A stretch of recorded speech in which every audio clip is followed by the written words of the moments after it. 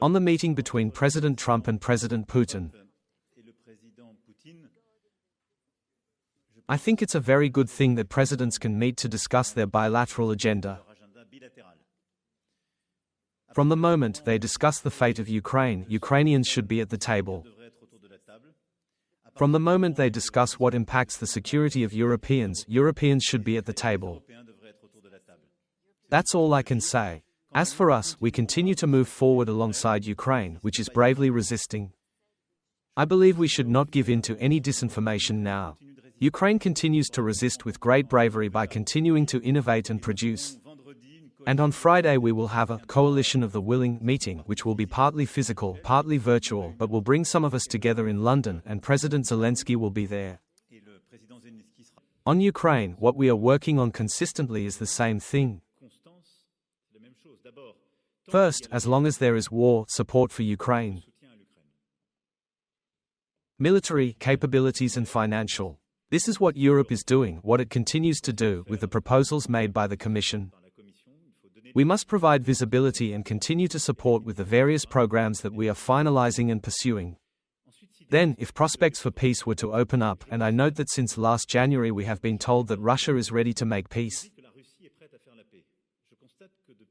I note that last March President Zelensky officially expressed his willingness to sign a peace agreement.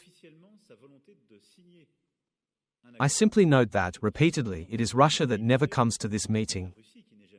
If things were to change, the only peace that exists is a robust and lasting peace that allows to have security guarantees at the proposed time. This is what we finalized in Europe under the Coalition of the Willing. And this coalition will meet on Friday, and we will co-chair it with Prime Minister Keir Starmer, and we will involve President Zelensky in this, so the security guarantees are ready.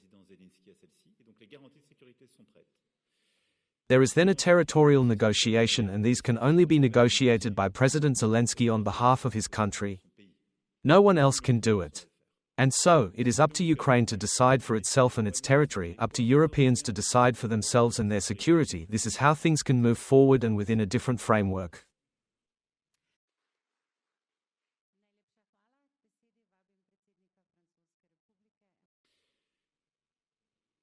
From where I am, it's not my place to comment or criticize judicial decisions.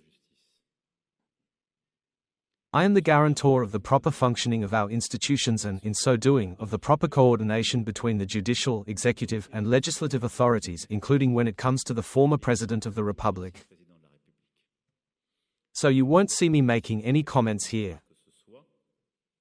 And I think it's important that things be kept that way.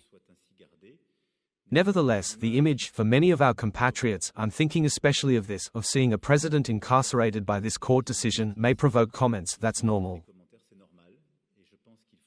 And I think we must distinguish between emotion, including the legitimate emotion of those close to a part of the country, and the respect that is due to every person. The proper functioning of justice, which, from where I am, does not require comment.